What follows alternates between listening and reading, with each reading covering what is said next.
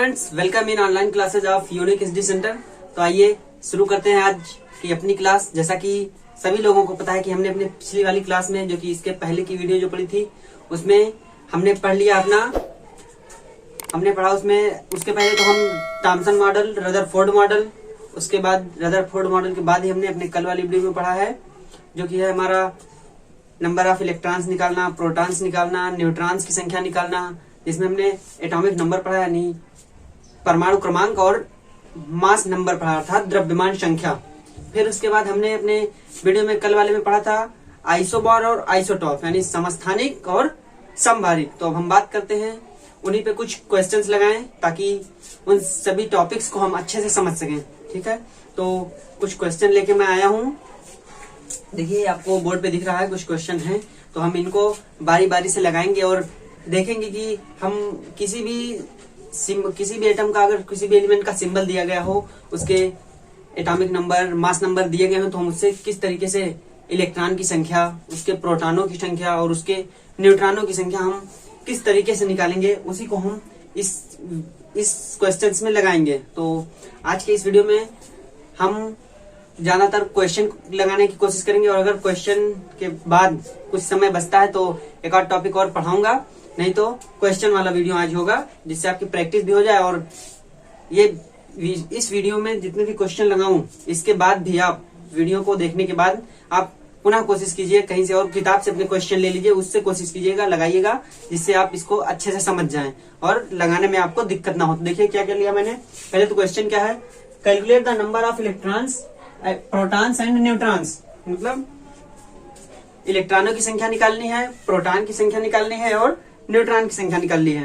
तो चलिए, हम यहाँ पे तो चार एलिमेंट्स को हमने लिया है, लेकिन हम शुरुआत करते हैं अपने एक एलिमेंट से, जो कि हमारा पहला वाला है। देखिए बी आर, यानी कि बी आर किसका सिंबल है? अगर आपने पीरियोडिक टेबल देखा हो तो आपको पता होगा कि बी आर जो सिंबल है वो है ब्रोमीन का, जो कि कहाँ का तत्व है?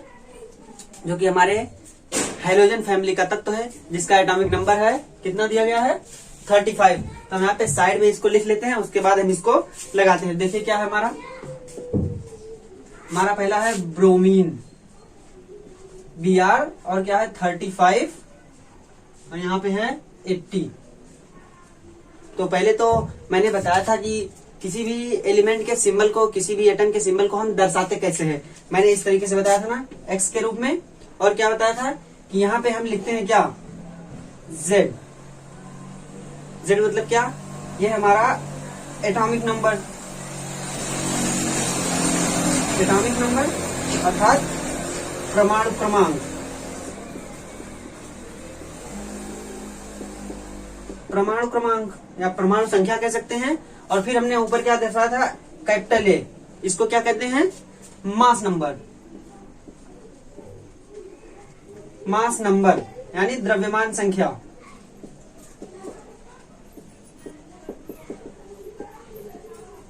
यही मैंने बताया था आपको, बताते जब मैं आइसोबार और आइसोटॉप पढ़ा रहा था, नहीं संभारिक और समस्थानिक जब पढ़ा रहा था, उसके पहले मैंने इसी सिंबल का किया था। तो इस सिंबल के बहुत मायने हैं, ये अपने आप में ये बहुत महत्व रखता है, क्योंकि आप देख रहे हैं कि अगर हम इस सिंबल से किसी को दर्शाएं तो वहां पे जो ऊपर लिखा जाएगा वो क्या होगा? मास नंबर यानी द्रव्यमान संख्या। जैसा कि इसमें लिखा गया है ऊपर, देखिए 80 लिखा गया ऊपर ना, वो द्रव्यमान संख्या। और जो नीचे लिखा गया जेड यानी एटॉमिक नंबर, इसको बोलते हैं परमाणु संख्या या परमाणु क्रमांक। तो यहाँ पे कितना है? 35। और आपको पता है कि अगर हमको इलेक्ट्रॉन की संख्या, प्रोटॉन की संख्या या न्यूट्रॉन की संख्या, फिर अगर प्रोटॉन और न्यूट्रॉन को साथ में लेके बोले तो न्यूक्लियंस, तो न्यूक्लियंस की संख्या अगर हमको निकालनी होगी तो हमको इन टर्म्स, मतलब इन बातों का तो पता होना चाहिए कि हाँ ये शब्द क्या चीजें बता रहे हैं। तो देखिए, ठीक इसी तरीके से पहले तो हम सिंबल देखेंगे कि कौन सा सिंबल है, कौन सा आइटम दिया गया है। उसके बाद हम सबसे पहले क्या लिखेंगे? देखिए यहाँ पे एटॉमिक नंबर और यहाँ पे हमारा मास नंबर यानी द्रव्यमान संख्या। तो हम सबसे पहले इन्हीं दोनों को लिख लेते हैं साइड में। तो देखिए, इसको साफ कर लूं उसके बाद। तो देखिए, सबसे पहले तो इसका हम एटॉमिक नंबर लिखें। एटॉमिक नंबर इसका कितना होगा? देखिए एटॉमिक नंबर कितना? 35, नीचे लिखा गया है 35। और क्या चीज बता रहा है ये? एटॉमिक नंबर के बाद ये कौन सी चीज बता रहा है? देखिए एटॉमिक मास यानी मास नंबर कह सकते हैं। ये बता रहा है, यहीं पे लिख देते हैं। देखिए मास नंबर कितना होगा 80, 80 दर्शा गया ऊपर, तो मास नंबर इसका हो गया 80 हुआ ना। इसको बोलते हैं परमाणु क्रमांक यानी परमाणु संख्या, परमाणु संख्या, और इसको बोलते हैं द्रव्यमान संख्या।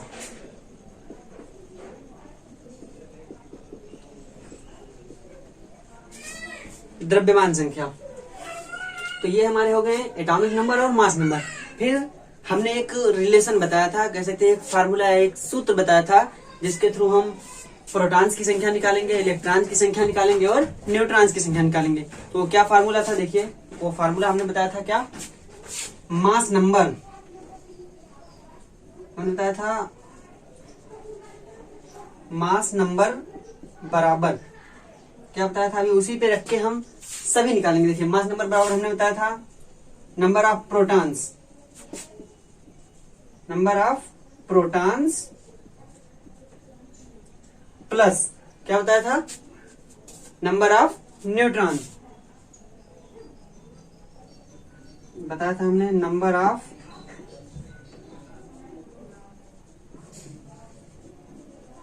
न्यूट्रॉन्स। मतलब द्रव्यमान संख्या बराबर प्रोटॉनों की संख्या प्लस न्यूट्रॉनों की संख्या। अगर हम इनको सिंबल के रूप में लिखें तो हम एटॉमिक नंबर को दर्शाते हैं Z से, मास नंबर को दर्शाते हैं A से। ठीक है, फिर यहाँ पे हम दर्शाएंगे मास नंबर क्या है, ताकि हमको इसलिए हम सिंबल का यूज करते हैं ताकि हमको पूरा ना लिखना पड़े। अभी हम सिंबल एक बार लिख देंगे, उसके बाद सिंबल्स का यूज करके आगे के सब सवाल लगाएंगे। तो देखिए मास नंबर को हम किससे दर्शाते हैं, ठीक है, नंबर ऑफ प्रोटॉन्स को हम दर्शा सकते हैं किससे, स्मॉल p से, और नंबर ऑफ न्यूट्रॉन्स को दर्शा सकते हैं स्मॉल n से। ठीक है, तो अगर हम इसको शॉर्ट में लिखे फार्मूला, तो a बराबर कितना, p और प्लस n। ठीक है, a बराबर p प्लस n। फिर बात करें अब हम ये और फार्मूला, हम तीनों फार्मूला यहाँ पे लिख दें, तब भी यहाँ पे आसानी से लगाएंगे। देखिए दूसरा फार्मूला, एक तो हमारा ये फार्मूला हुआ, दूसरा फार्मूला देखिए, दूसरा फार्मूला था मास नंबर ही बराबर था। देखिए दूसरा भी था हमारा मास नंबर बराबर number of proton, number of proton तो हो गया, नंबर ऑफ इलेक्ट्रॉन,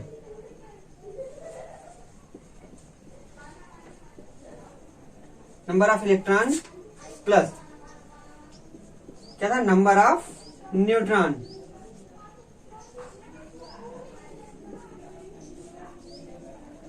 न्यूट्रॉन्स कह सकते हैं, प्रोटॉन्स कह सकते हैं। देखिए ठीक है, तो इसको हम कैसे दर्शाएंगे, देखिए A इक्वल टू इलेक्ट्रॉनों की संख्या स्मॉल ई से प्लस न्यूट्रॉनों की संख्या स्मॉल n। ये हमारा दूसरा फार्मूला।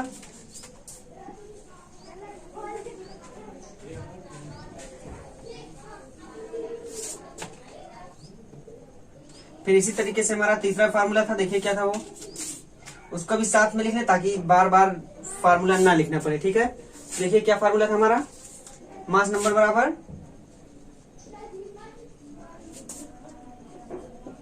मास नंबर बराबर था atomic number, atomic number plus number of neutrons, number of neutrons. तो इसको हम किससे दर्शाते हैं, एटॉमिक नंबर हमको पता है Z से, और मास नंबर न्यूट्रॉनों की संख्या दर्शाते हैं स्मॉल n से, फिर मास नंबर A से। तो ये भी हमारा एक फार्मूला हुआ।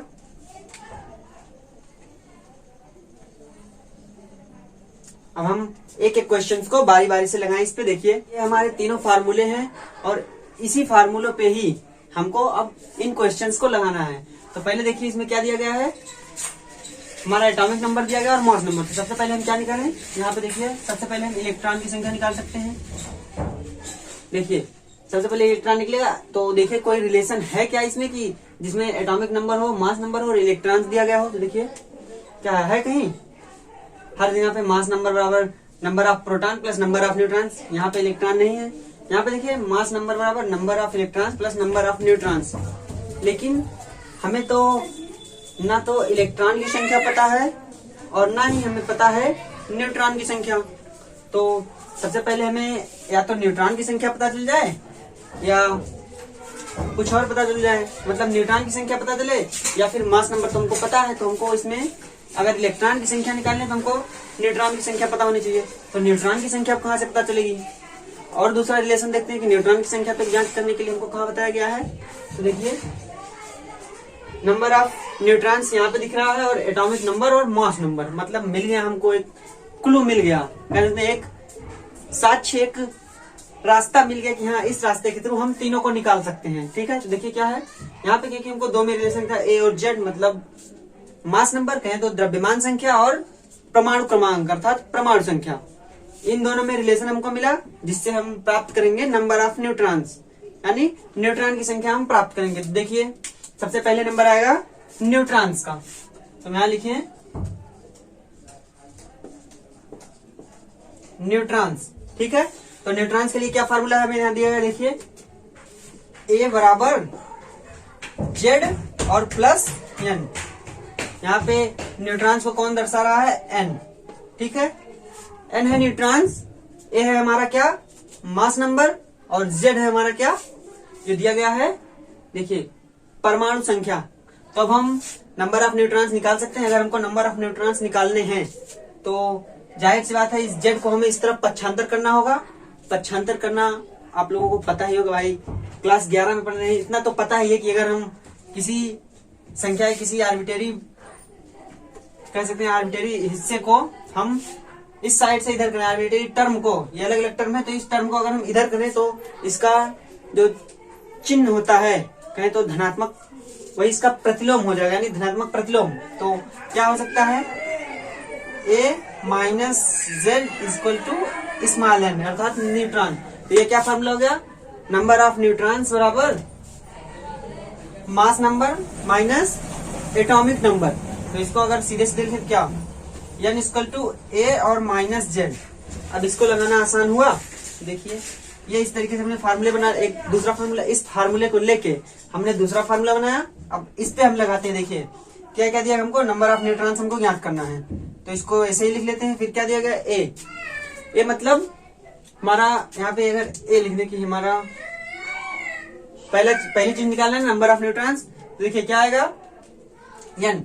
ए की वैल्यू कितनी दी गई, मतलब एटॉमिक नंबर कहे तो द्रव्यमान संख्या हमें कितनी दी गई है, देखिए द्रव्यमान संख्या ये बराबर है 80 अर्थात 80। तो उसको हम यहाँ पे पुट करते हैं, तो ए बराबर हमको हो गया 80 यानी 80, फिर माइनस का चिन्ह, क्योंकि भाई पक्षांतर करने के बाद योगात्मक प्रतिलोम हमने लिया है तो उसको माइनस। तो अब देखिए क्या है? जेड। जेड मतलब क्या? परमाणु संख्या। परमाणु संख्या हमारी कितनी दी गई है? जेड 35। तो हम यहाँ पे लिखेंगे 35। तो अब बात समझ में आ रही है? आ रही है ना? अगर इतनी बात समझ में आई हो तो वीडियो को लाइक कर दीजिए।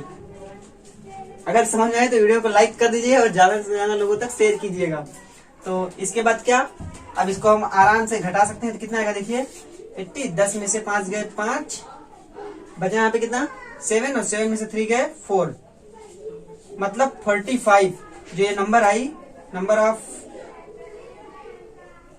क्या है ये, नंबर ऑफ न्यूट्रॉन्स हमारी कितनी आ गई, नंबर ऑफ न्यूट्रॉन्स हमारे पास आ गई 45। तो हम इसको यहाँ पे लिख लें, देखिए यहाँ पे हम ऐसे दर्शा के नंबर ऑफ न्यूट्रॉन्स स्मॉल से ही दर्शा देते हैं, कितना 45 है। ओके, अब इसको मिटा के इसी पे हम फिर से लगाते हैं, कौन सा, अब न्यूट्रॉन की संख्या मिल गई। अभी हमको दो चीज चाहिए, प्रोटॉन, देखिए अभी हमको चाहिए प्रोटॉन्स और न्यूट्रॉन्स। तो अब हम इस पे बात करेंगे। को नंबर ऑफ न्यूट्रॉन्स पता चल चुके हैं कि नंबर ऑफ न्यूट्रॉन्स जो है उनकी संख्या है 45, है ना, नंबर ऑफ न्यूट्रॉन्स 45। अब हम बात करें किसकी, न्यूट्रॉन तो मिल गया, अब किसी का भी निकाल सकते हैं। न्यूट्रॉन मिलने के बाद हम यहाँ पे रख दें तो प्रोटॉन की संख्या मिल जाएगी, यहाँ पे रख दें तो इलेक्ट्रॉन की संख्या मिल जाएगी। तो चलिए सबसे पहले ऊपर से रखना शुरू करते हैं। तो दूसरी बारी आती है, कहते हैं इसको स्मॉल बी। ओके, तो इसमें हम क्या निकालेंगे, चलिए पहले वाले से ही शुरू करते हैं जिससे हमको प्रोटॉन मिल जाए। तो प्रोटॉन, प्रोटॉन, तो प्रोटॉन के लिए हम फार्मूला पहले लिखते हैं। कौन सा फार्मूला, हमें पता है कि अब एक चीज, इन दोनों के साथ हमें एक चीज और पता चल चुकी है, नंबर ऑफ न्यूट्रॉन्स। अब हम प्रोटॉन्स वाले फार्मूले में चलते, तो क्या लिखा गया, मास नंबर बराबर number of protons plus number of electrons. तो इसी की सहायता लेते हैं हम। क्या फार्मूला है? ए बराबर पी प्लस एन। क्या है देखिए फार्मूला है ए बराबर small P plus small N. यहाँ पे क्या चीज क्या दर्शा रही है, इसका सिंबल का पता हर हाल में होना चाहिए कि अगर किसी को हम किसी के सापेक्ष लिख रहे हैं तो वहां पे उन सिंबलों का क्या महत्व है, कि वो सिंबल क्या चीज दर्शा रही है। नहीं तो हम कहीं भी इसका यूज करते हैं भाई, अपने अल्फाबेट्स में भी इनका यूज करते हैं, लेकिन वहां पे सिर्फ वो अल्फाबेट्स है। लेकिन यहाँ पे ये अपना सिंबल अलग ही महत्व रख रहा है ना, कि ए जो है वो क्या दर्शा रहा है, हमारा मास नंबर, पी क्या है प्रोटॉनों की संख्या, और एन क्या है न्यूट्रॉनों की संख्या। तो सीधी सी बात है। अब हम इसको लगाते हैं तो हमको क्या चाहिए, हमें न्यूट्रॉन पता है और ये मास नंबर पता है, हमको प्रोटॉन की संख्या चाहिए। तो हम प्रोटॉन को अगेन जो हमने न्यूट्रॉन निकालने के लिए किया था वही करते हैं इधर। फिर यहाँ पे ए है, इसको इधर पक्षांतर करेंगे कितना, माइनस एन होगा।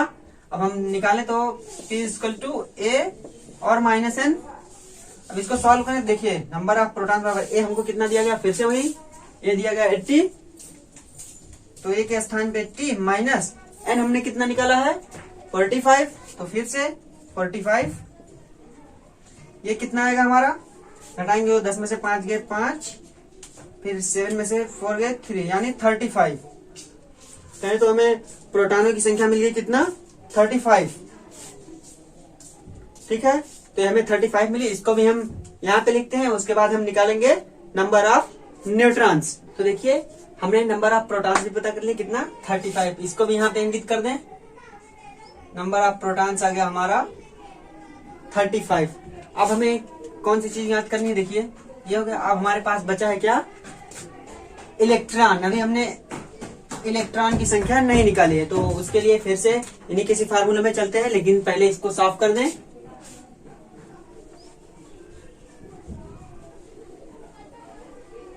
तो देखिए अब हम निकालेंगे नंबर ऑफ इलेक्ट्रॉन। अब हमें 4 चीजें पता चल गई, कुल मिला के 4 चीजें। तो 5वीं चीज आराम से हम निकाल सकते हैं। 4 चीजों में क्या क्या पता, एक ये मतलब एटॉमिक नंबर यानी परमाणु क्रमांक, फिर एटॉमिक मास यानी मास नंबर कह सकते हैं। तो मास नंबर तो उसको क्या क्या मिलते हैं, द्रव्यमान संख्या, फिर नंबर ऑफ न्यूट्रॉन्स और नंबर ऑफ प्रोटॉन्स। तो अब हमें नंबर ऑफ इलेक्ट्रॉन्स की जरूरत है, जो हमें दिया गया है दूसरे फार्मूले में।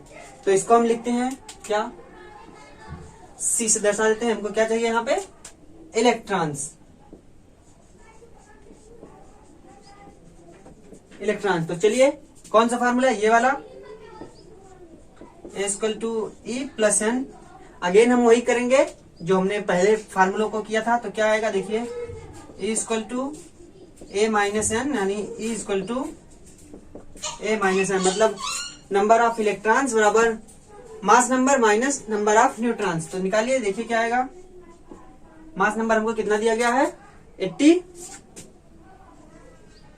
80 माइनस नंबर ऑफ न्यूट्रॉन्स कितने आए हैं 45। तो अगेन हमको क्या मिल गया, वही 35। नंबर ऑफ इलेक्ट्रॉन्स हमारे पास फिर से कितने आ गए 35। तो यहाँ पे इलेक्ट्रॉनों की संख्या भी हम देख लेते हैं, कितना 35 आया। अब इसी तरीके से ये तो हमारे 2 हो गए, मतलब ये पहले वाले का हमने निकाल लिया सब कुछ। इलेक्ट्रॉन भी निकाल लिए हमने पहले, तो फिर यहाँ पे प्रोटॉन भी निकाला और न्यूट्रॉन भी निकाल लिया। हमने तीनों चीजें प्राप्त कर ली। यहाँ पे इलेक्ट्रॉन, प्रोटॉन और न्यूट्रॉन, यही तीनों चीजें पूछी गई थी, तो हमने तीनों निकाल लिए। लेकिन अभी पहला हुआ, अभी ये 3 और बचे हुए हैं। इसको तो मैंने बहुत अच्छे से समझाया, लेकिन और तीनों को थोड़ा सा जल्दी लगाऊंगा ताकि जल्दी से हो जाए पूरे। तो ये हुआ, तो आप एक बार फिर से आपको समझा दूं। पहले हमने इसको निकाला कैसे, हमने इस सिंबल को लिया। सिंबल से हमने देखा कि हमको सिंबल में हमें पता है कि एक एटॉमिक नंबर दर्शाएगा, मतलब परमाणु क्रमांक दर्शाएगा, और एक मास नंबर यानी द्रव्यमान संख्या दर्शाएगा। ठीक है, तो उसी तरीके से हमने इस सिंबल को लिया। अब सिंबल में हमने पहले देखा कौन कौन सी चीज है। तो सिंबल में ये दर्शा रहा है एटॉमिक नंबर 35, फिर ये दर्शा हमारा मास नंबर यानी द्रव्यमान संख्या। फिर हमने सबसे पहले क्या निकाला, एटॉमिक नंबर और मास नंबर हमको पता था, तो हमने क्या निकाल लिया अपना नंबर ऑफ न्यूट्रॉन। तो हमें न्यूट्रॉन की संख्या पता चली। न्यूट्रॉन की संख्या पता चलने के बाद हमने इन दोनों में चाहे जिसमें हम रख देंगे, हमें अगर हम इसमें न्यूट्रॉन की संख्या रखते हैं तो हमें मास नंबर पहले से पता है, तो हमें नंबर ऑफ इलेक्ट्रॉन्स मिल जाएंगे, या इसमें रखते हैं तो नंबर ऑफ प्रोटॉन्स। ओके, तो ये हमारा पहला था। अब हम दूसरा सवाल लगाते हैं, लेकिन उसके लिए इसको हम थोड़ा सा शॉर्ट में करके लिख देते हैं। सिर्फ इन्हीं चीजों को हम यहाँ पे लिख देते हैं। ओके, तो देखिए क्या क्या चीजें लिखनी है हमको। पहला हमारा फॉर्मूला क्या आया है, A equal to small P plus N, और दूसरा हमारा फॉर्मूला है A equal to E plus N, और तीसरा फॉर्मूला हमारा क्या आया है, A equal to Z plus N. यही तीन फार्मूले, इन्हीं तीन का यूज करके हम और भी इन जो तीन हमारे बच रहे हैं इनको भी हम उसी का यूज करके लगाएंगे। तो देखिए अगर हम इन फार्मूलों को एक ही बार में रीअरेंज कर दें, अगर हम इन फार्मूलों को एक ही बार में रीअरेंज कर दें तो हमारे लिए बढ़िया रहेगा, ताकि हमको बार बार फार्मूलों को रीअरेंज ना करना पड़े, क्योंकि हमको निकालने क्या है, number of neutrons, number of protons और नंबर ऑफ इलेक्ट्रॉन्स। देखिए अगर इनको हम रीअरेंज करें तो यहाँ से हमको क्या मिलेगा, पहले वाले से small N equal to A minus Z, मतलब नंबर ऑफ न्यूट्रॉन्स मिल जाएंगे। दूसरे वाले में चले तो क्या, नंबर ऑफ इलेक्ट्रॉन्स कैसे मिलेंगे, ए माइनस एन, मतलब इलेक्ट्रॉनों की संख्या बराबर प्रोटॉन यानी number of mass number minus number of neutrons. फिर ऊपर वाले में चले तो कितना, प्रोटॉनों की संख्या बराबर ए माइनस एन। ठीक है, तो अब से हम इन तीनों का यूज करेंगे, इन फार्मूलों का। ओके, तो चलिए शुरू करते हैं अपना दूसरे को। दूसरा हम ले लेते हैं, क्या हमारा दूसरा यहाँ पे लेते हैं ताकि हमको इधर हम साइड में लिखते हैं। दूसरा क्या हमारा, देखिए 6C और 13 मतलब कार्बन दिया गया है, कार्बन। तो अब हम कार्बन पे लगाते हैं, तो हमको ये पता है क्या, ये दिया गया ये, तो ये क्या दिया गया है, इसको हम कहते हैं जेड, मतलब एटॉमिक नंबर। ठीक है, तो क्या हो गया, देखिए एटॉमिक नंबर अर्थात परमाणु क्रमांक, तो जेड बराबर कितना है 6 यानी 6। फिर 13 क्या दिया गया है 13 मास नंबर, तो इसको हम दर्शाते हैं ए से, ए इक्वल टू 13। फिर अब हम अगेन शुरू करते हैं अपना वही जो हमने अपने पहले में लगाया, पहले पार्ट में। अब दूसरे को सेम उसी में शुरू करते हैं। देखिए क्या, सबसे पहले हम क्या निकालेंगे, हमने बताया न्यूट्रॉन, क्योंकि हमको प्रोटॉन की संख्या नहीं पता, क्योंकि कोई भी चीज हमें चाहिए तो उसके लिए हमको न्यूट्रॉन की संख्या पता होनी चाहिए। देखिए अगर इलेक्ट्रॉन की संख्या चाहिए तो भी हमको न्यूट्रॉन पता होना चाहिए, प्रोटॉन की चाहिए तो भी न्यूट्रॉन पता होना चाहिए, इसलिए हम सबसे पहले न्यूट्रॉन की संख्या निकालेंगे। तो देखिए न्यूट्रॉन की संख्या बनाने के लिए क्या, ये फार्मूला लिया गया है N equal to A minus Z, तो इसी का यूज हम करेंगे। क्या, देखिए नंबर ऑफ न्यूट्रॉन्स बराबर ए माइनस जेड, तो क्या है, देखिए small N number of neutron बराबर ए कितना दिया हमको 13 माइनस जेड कितना है 6, तो इसको सॉल्व करने पे कितना आएगा, एन इक्वल टू 7 आएगा ना। तो इससे क्या हुआ, नंबर ऑफ न्यूट्रॉन्स हमको मिला 7। तो यहाँ पे लिख लेते हैं भाई इसके सीध में, नंबर ऑफ न्यूट्रॉन्स हमको मिल गया 7। अब फिर बात आई न्यूट्रॉन मिलने के बाद अब हम प्रोटॉन की संख्या पे चले, इलेक्ट्रॉन की संख्या पे फार्मूले के अनुसार है। देखिए तो नंबर ऑफ इलेक्ट्रॉन्स हम कैसे निकालेंगे, यहाँ पे तो ये हुआ है number of neutron, number of electron के लिए चलते हैं। चलिए नंबर ऑफ इलेक्ट्रॉन हमको निकालना है, तो यहाँ पे ये फार्मूला रखेंगे equal to A minus N, number of neutron के लिए, मतलब न्यूट्रॉन की संख्या, वो इलेक्ट्रॉन की संख्या के लिए, न्यूट्रॉन हमको मिल चुका है यहाँ पे एन बराबर 7, तो नंबर ऑफ इलेक्ट्रॉन के लिए equal to A minus N. तो क्या करेंगे फिर से, इक्वल टू ए हमको कितना दिया गया, देखिए ए हमको दिया गया है 13, तो यहाँ पे 13 फिर माइनस एन कितना आया है 7, तो 7 आया कितना 6। इजी है ना, कोई दिक्कत नहीं, आपको कोई भी परेशानी नहीं होगी अगर आपने जो मैं एग्जांपल सभी बता रहा हूँ इसको आपने सही से देखा, और एक बार आप प्रैक्टिस जरूर कर लीजिएगा, चाहे इन्हीं क्वेश्चन को दोबारा लेके या फिर अलग से आप अपनी बुक से क्वेश्चन लेके प्रैक्टिस जरूर कीजिएगा। कितना आ गया इलेक्ट्रॉन की संख्या 6, तो इसको भी यहाँ पे लिख दें, इलेक्ट्रॉन की संख्या हमको मिली 6। अब बात किसकी है, हमको प्राप्त करना है नंबर ऑफ प्रोटॉन्स। तो चलिए प्रोटॉन्स के लिए भी सेम वही जो यहाँ किया वही प्रोटॉन के लिए। फिर देखिए क्या दिया गया प्रोटॉन के लिए, P equal to A minus N, तो यहाँ पे लिखते हैं हम नंबर ऑफ प्रोटॉन्स के लिए P equal to A minus N, again वही। तो अब देखिए क्या होगा, तो number of protons equal to A कितनी दी गई हमको, कहाँ पे है 13, तो 13 माइनस एन कितना दिया गया है, मतलब नंबर ऑफ न्यूट्रॉन्स निकाला कितना हमने यहाँ पे 7, तो क्या आया, प्रोटॉन की संख्या भी आ गई हमारी 6। ओके, तो ये हमारा तीसरा, ये दूसरा वाला भी हो गया, तो यहाँ पे प्रोटॉन की संख्या भी हम लिख दें 6। तीसरे की तरफ हम चलते हैं। तीसरा हमारा क्या है, देखिए यहाँ पे लिखे, तीसरा हमारा है 12Mg24, मतलब इसको बोलते हैं सिंबल, अगर आपको याद ना हो बता दो, याद हो तो भी बता दूं, Mg को बोलते हैं मैग्नीशियम, जो कि हमारे सेकंड ग्रुप का एलिमेंट है। ठीक है, तो इसको कितना दिया गया है, 12 और 24 मतलब 24, 12 और 24। देखिए यहाँ भी सेम, ये हमारा एटॉमिक नंबर और ये मास नंबर, तो उसको लिख लें। एटॉमिक नंबर जेड से हम दर्शाते हैं, हमको पहले से पता है, और मास नंबर को हम दर्शाते हैं कैपिटल ए से, जिसकी वैल्यू कितनी दी गई है, 24। ओके, फिर से हम चलते हैं अपने आगे की प्रोसेस की तरफ, जिसमें हमको निकालना है पहले नंबर ऑफ न्यूट्रॉन्स। तो नंबर ऑफ न्यूट्रॉन्स के लिए फार्मूला जो कि यहाँ पे दिया गया क्या है, n इक्वल टू ए और माइनस जेड। अब हम इसको निकालें तो कितना कितना रख सकते हैं, देखिए n की जगह पे हमको n निकालना ही है, तो a की जगह पे कितना 24 और z की जगह पे 12। आसान सा घटा, तो घटाएंगे कितना आएगा 12, मतलब नंबर ऑफ न्यूट्रॉन्स की संख्या हमको मिल गई 12। तो इसको यहाँ पे लिखे हम, देखिए कितना आया, नंबर ऑफ न्यूट्रॉन्स हमको मिला 12। अब फिर हम चलते हैं किसकी तरफ, हमको ज्ञात करना है इलेक्ट्रॉन के पास ही चलें। तो देखिए इलेक्ट्रॉन निकालने के लिए हमको क्या करना होगा, नंबर ऑफ इलेक्ट्रॉन्स बराबर a माइनस n। तो फिर से number of electrons equal to a, हमको कितना दिया गया है, देखिए a हमारा है यहाँ पे 24, फिर माइनस n हमारा कितना आया है, n हमारा यहाँ पे 12, फिर से वही सेम चीज, फिर 12 आया हमारा। तो कहने का तात्पर्य यह है कि फिर से हमारा नंबर ऑफ इलेक्ट्रॉन्स जो है वो आ गया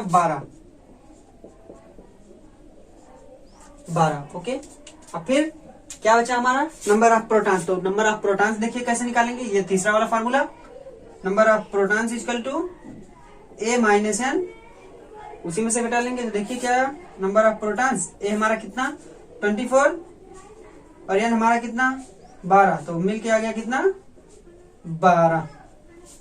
मतलब जो हमारा नंबर ऑफ प्रोटॉन यानी प्रोटॉन की संख्या भी आई, वो हमारी कितनी आ गई 12। तो इसको भी यहाँ पे लिख लें।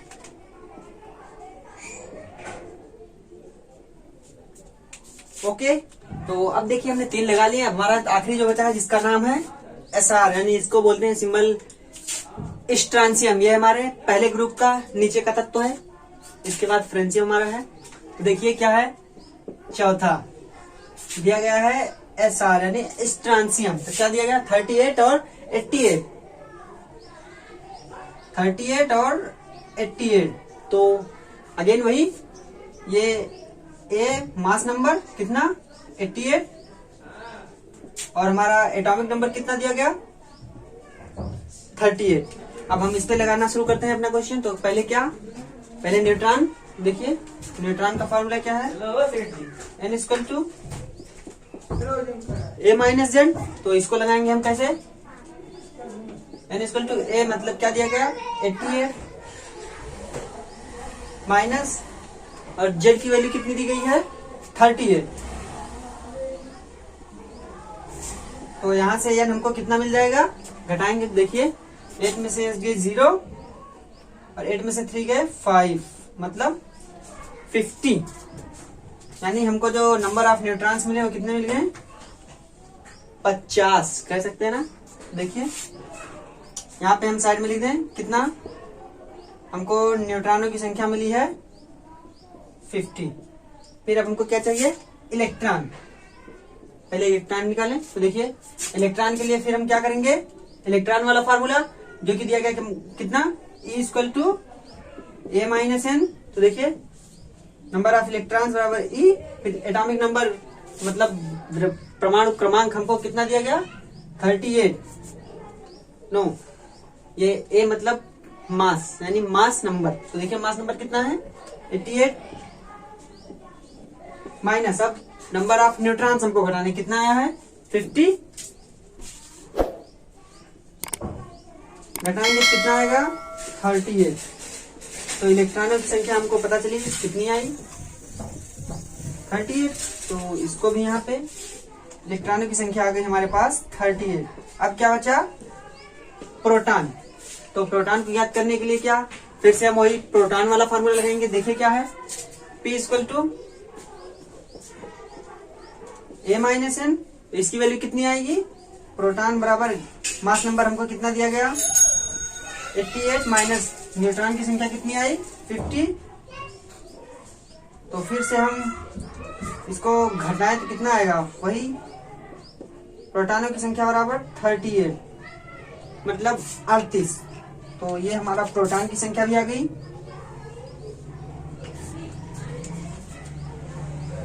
कितना है 38।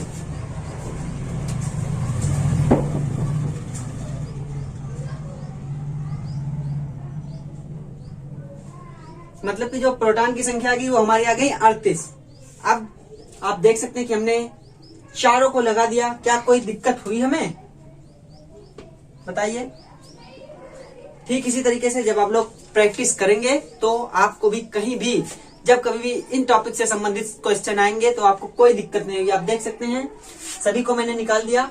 पहला ब्रोमीन के लिए भी हमने न्यूट्रॉन, प्रोटॉन और इलेक्ट्रॉन निकाला, फिर हम कार्बन के लिए भी न्यूट्रॉन, इलेक्ट्रॉन और प्रोटॉन निकाले, फिर मैग्नीशियम के लिए भी न्यूट्रॉन, इलेक्ट्रॉन और प्रोटॉन, फिर इसके लिए स्ट्रांसियम के लिए भी हमने निकाला number of neutrons, number of electrons और नंबर ऑफ प्रोटॉन। तो देखा ना कितनी आसानी से हमने सब कुछ निकाल लिया। तो आप भी ठीक इसी तरीके से निकाल लेंगे इन तीनों को, क्या पांचों चीजों को। नंबर ऑफ अभी तो 3 को हमने निकाला, लेकिन अब जो इसके बाद हम क्वेश्चन लगाने वाले हैं उस पर हम ज्ञात करेंगे एटॉमिक नंबर और मास नंबर। जहां पे हमको दिया रहेगा इलेक्ट्रॉन, प्रोटॉन, न्यूट्रॉन की संख्या, निकालना होगा हमको एटॉमिक नंबर और मास नंबर। तो उम्मीद है कि आपको बहुत अच्छे से समझ आया होगा। ना समझ में आया होगा तो आप वीडियो को दोबारा रिपीट करके देख लीजिएगा ताकि आपको अच्छे से ये लगाना आ जाए। इस पे बहुत जरूरी कॉन्सेप्ट ये है, ये बहुत अच्छे से आना चाहिए क्योंकि बहुत से कॉम्पिटिशन्स में भी ये चीजें पूछ ली जाती हैं। ठीक है, तो अब हम इसमें एक चीज और कॉमन होगी, मैंने आपको टॉपिक पढ़ाते समय भी लिखा था। देखिए क्या सभी में हम देखें तो जैसे इसमें बात करें तो देखिए प्रोटॉन और न्यूट्रॉन की संख्या बराबर किसके बराबर, ये क्या है एटॉमिक नंबर, मतलब परमाणु क्रमांक के बराबर। देखिए यहाँ भी देखिए परमाणु क्रमांक 6 तो इलेक्ट्रॉन भी 6, प्रोटॉन भी 6। मैग्नीशियम का परमाणु क्रमांक 12 तो इलेक्ट्रॉन 12, प्रोटॉन 12। न्यूट्रॉन को छोड़िए, न्यूट्रॉन तो घटता बढ़ता रहता है, कोई दिक्कत नहीं उससे। यहाँ पे देखिए स्ट्रांसियम में अगर 38 है एटॉमिक नंबर तो इलेक्ट्रॉन भी 38, प्रोटॉन भी 38।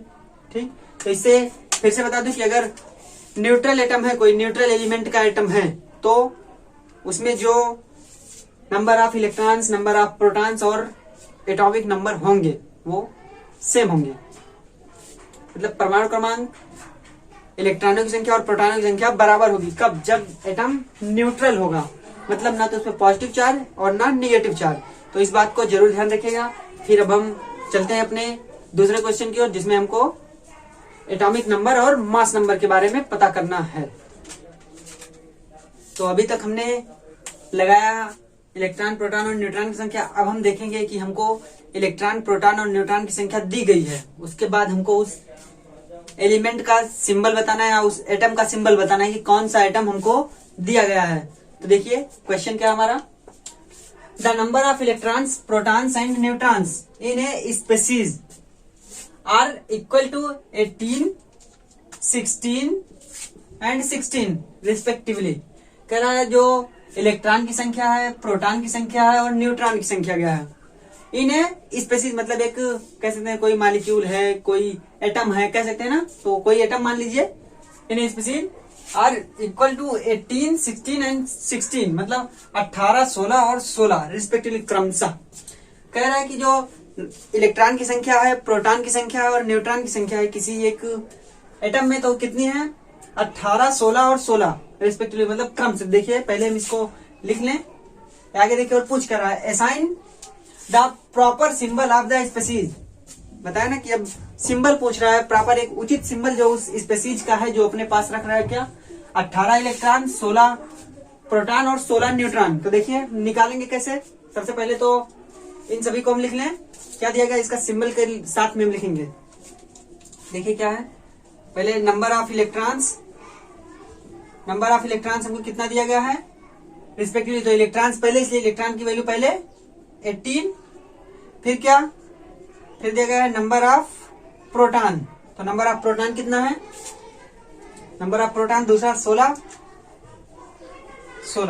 फिर number of neutrons, number of neutrons को स्मॉल n से, ये भी 16। अब तो इतनी बात हमको पता चली कि इलेक्ट्रॉन, प्रोटॉन और न्यूट्रॉन इतने इतने दिए गए हैं। अब हमको किसी भी एटम का सिंबल दर्शाने के लिए हमको सबसे पहले किसकी जरूरत होगी, बताना, एटॉमिक नंबर और मास नंबर के साथ अब हम चलेंगे, उसी के साथ ही हमारा खेल होगा। अब तो देखिए, सबसे पहले हम क्या निकालेंगे, अपना एटॉमिक नंबर। तो मैंने भी जस्ट पहले बताया कि एटॉमिक नंबर किसके किसके बराबर होता है। अगर एटम न्यूट्रल हो तो, अगर एटम न्यूट्रल है तो बराबर होगा इलेक्ट्रॉन की संख्या के और प्रोटॉन की संख्या के, कौन सा, एटॉमिक नंबर।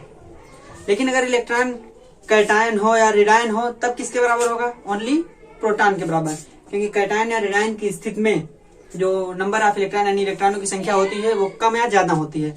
ठीक है, तो हम कह सकते हैं कि जो प्रोटॉन की संख्या इसमें दी गई है सेम वही एटॉमिक नंबर होगा इस स्पेसीज का। देखिए हम यहाँ पे लिखें तो कह सकते हैं सिंस एटॉमिक नंबर, देखिए क्या, सिंस एटॉमिक नंबर बराबर एटॉमिक नंबर जेड बराबर होता है किसके, नंबर ऑफ प्रोटॉन बराबर होता है नंबर ऑफ प्रोटॉन यानी स्मॉल पी।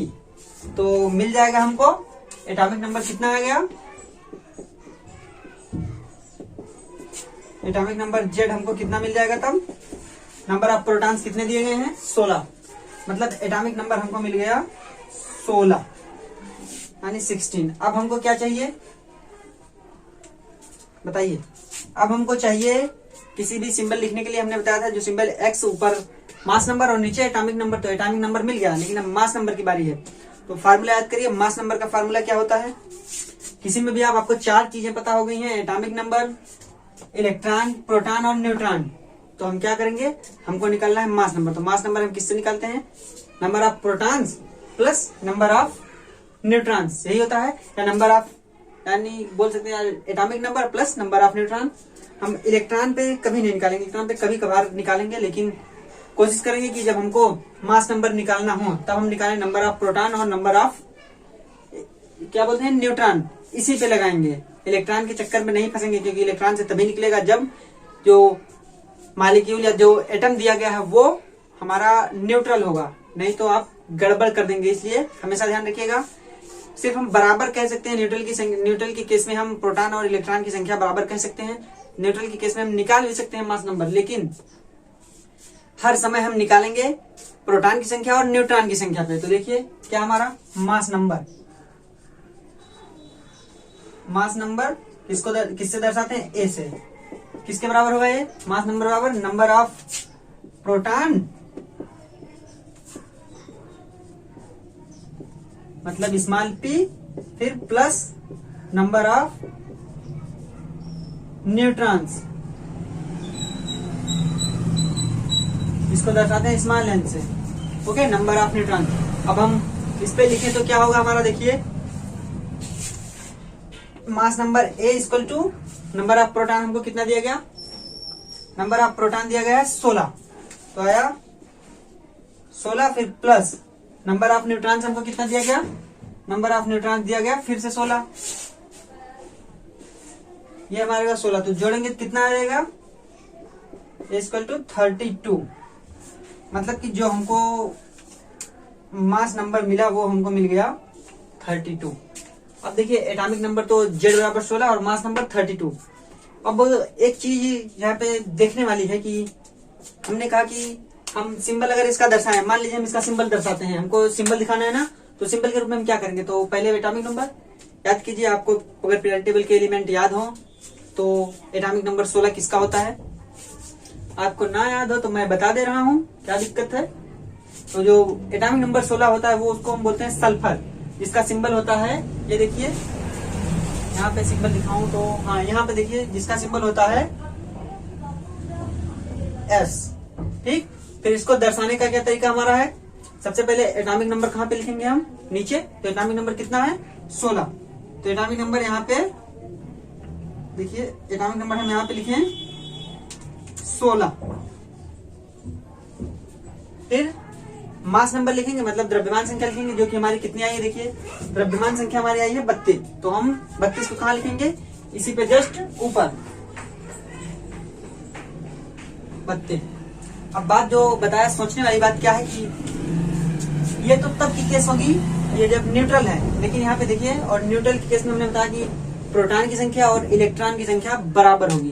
तो क्या यहाँ पे न्यूट्रॉन और प्रोटॉन की संख्या बराबर है, देखिए इलेक्ट्रॉन 18 और proton 16।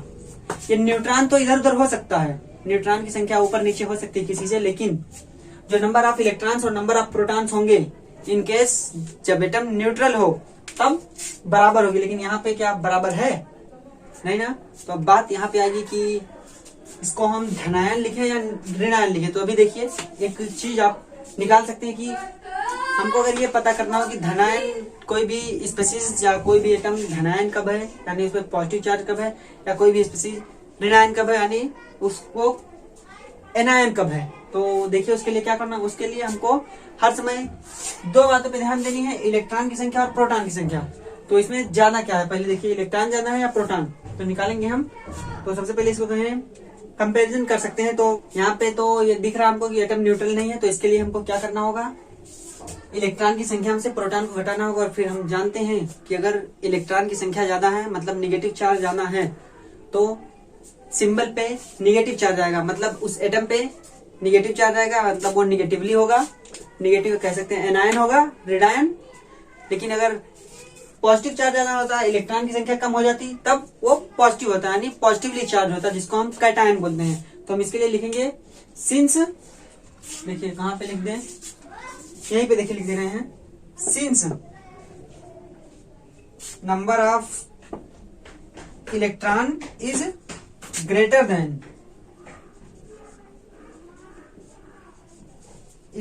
Then the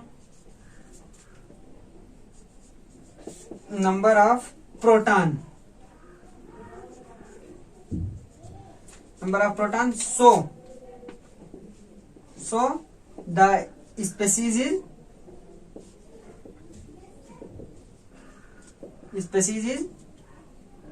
negatively charged,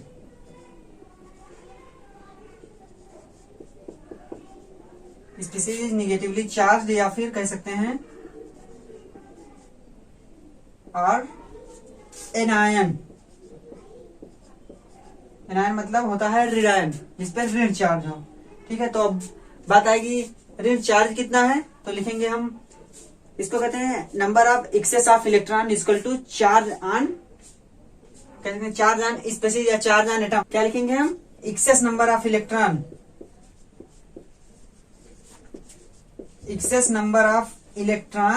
is equal to charge on